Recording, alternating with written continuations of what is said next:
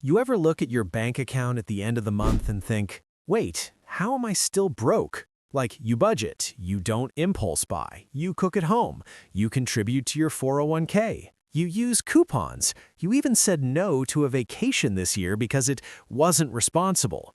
And yet, your savings isn't growing the way you expected. Your investments feel small, and somehow money still feels tight. That moment where you stare at your account and think, I'm doing everything right. Why does this feel wrong? Yeah, that's literally most people. Here's the uncomfortable truth. Some of the responsible money habits you're proud of are quietly keeping you broke.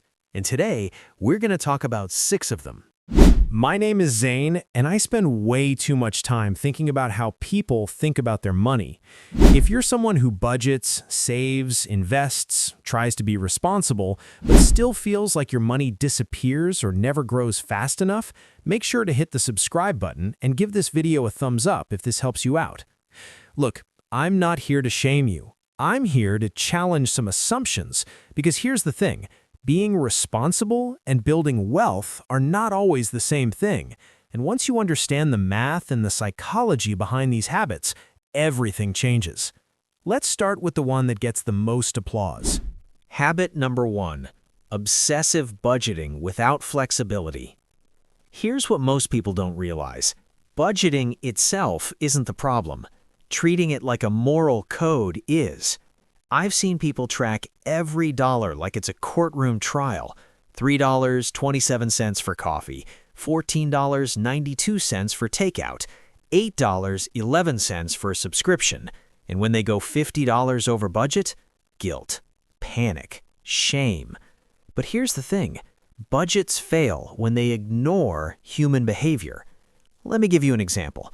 You make $4,000 a month. You allocate $400 for entertainment. Seems reasonable, right? But then Friday comes. Your friends invite you to a concert. Tickets, $120. Food and drinks, $80. That's $200 in one night. Half your entertainment budget. Gone. Now you feel guilty. Next month, you overcorrect. No dinners, no outings, no fun. And what happens? You snap. You overspend later. Psychologists call this loss aversion. Research from behavioral economists like Daniel Kahneman shows we feel losses about twice as strongly as gains. So breaking the budget feels worse than saving feels good. And when money feels like punishment, your brain rebels.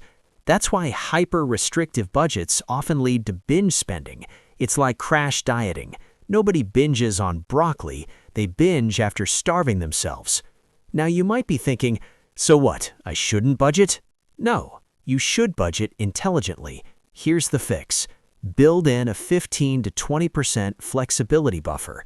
If you allocate $400 for entertainment, make it $480. Give yourself breathing room, because wealth isn't built by perfection, it's built by consistency, and consistency requires psychological sustainability. Habit number 2, always paying extra on your mortgage. Oh, this one makes people uncomfortable because paying off your mortgage early feels incredibly responsible, and emotionally, it feels amazing. But financially, sometimes it's not optimal. Let's do math. Suppose you have a $200,000 mortgage at 4% interest. You decide to throw an extra $300 per month at the principal. Over 25 years, you might save around $28,000 in interest. That sounds fantastic. But here's where it gets really interesting. If instead you invested that same $300 per month into an index fund averaging 8% annually, which is roughly the long-term historical return of the S&P 500, after 25 years, you'd have about $340,000. Not $28,000 saved, $340,000 accumulated. That's a difference of over $300,000. Now, are markets guaranteed? No, but over long periods, diversified investing has historically outpaced low-interest debt costs. So why do people rush to kill their mortgage early? Psychology. We love tangible wins. Owning the house feels safe. Investing feels abstract. It's the difference between holding cash versus watching numbers grow on a screen. One feels real, the other feels theoretical. But wealth doesn't grow from feelings, it grows from math. Now, you might be thinking, but I hate debt. That's valid. If the emotional relief is worth more than the opportunity cost to you, fine. But make the decision consciously. Don't sacrifice hundreds of thousands in long-term growth just because debt is bad. Debt is a tool. Low-interest debt can actually be leverage, and leverage, used carefully, builds wealth faster. Habit number 3, extreme couponing and micro-savings. Okay, this one might sting a little. You clip coupons, you use cash back apps, you chase discounts, you feel productive. Saving $20 a week feels good. That's $1,040 a year. Not bad. But here's what most people don't realize. The average American household income is about $75,000, according to U.S. Census data. Negotiating just a 5% salary increase? That's $3,750 per year, 3 times your coupon savings. Investing $1,000 wisely at 8% annually for 30 years? That becomes over $10,000. Micro savings feel productive because they're immediate, but they're low leverage. Imagine trying to get rich by picking up pennies while ignoring $100 bills on the table. That's what happens when you obsess over discounts but ignore salary growth, career advancement, investing strategy, side income. Behaviorally, this is called mental accounting. You categorize small savings as wins and feel accomplished, but wealth is built on high-impact decisions. Now, don't misunderstand me. Saving money is good, but time is finite.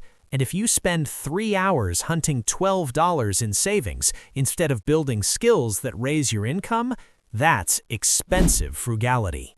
Habit number 4, automatic savings without a purpose.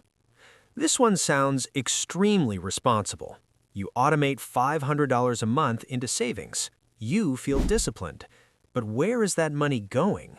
If it's sitting in an account earning 0.5% interest, that's $6 a year per $1,000. Inflation averages about 3% historically, meaning your money is losing purchasing power. Slowly, quietly, consistently. This is where it gets really interesting. Automation without intentional allocation creates the illusion of progress. You feel like you're building wealth, but you're just stockpiling idle cash.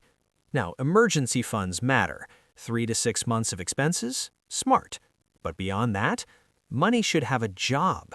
Investing, paying down high-interest debt, building skills, creating assets. Money's like employees. If they're just sitting around, they're costing you.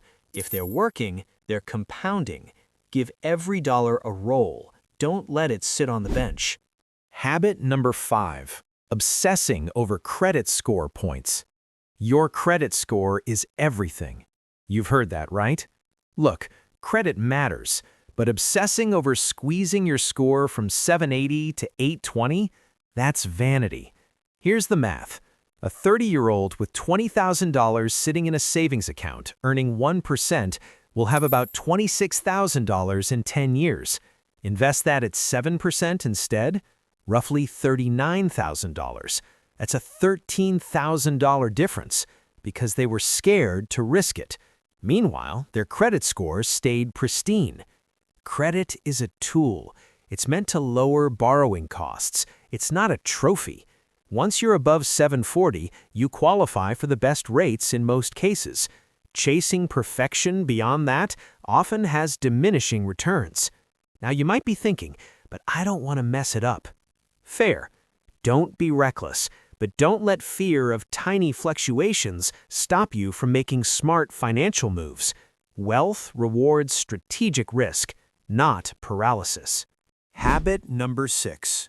Blindly following popular financial advice. This one is subtle. You watch TikTok, you read blogs, you follow gurus, and you copy exactly what they say. But here's the problem. Personal finance is personal. Advice that works for someone making $120,000 might be terrible for someone making $45,000. Someone says, pay off all debt before investing. Sounds safe. But if your employer offers a 5% 401k match and you skip that, you're literally turning down a 100% guaranteed return on that contribution. That's free money. Imagine your employer says, for every $100 you invest, I'll give you $100. And you say no because a blog told you to eliminate a 4% loan first. Context matters. Risk tolerance matters. Income stability matters. Goals matter. Generic advice is easy to consume. Customized strategy builds wealth.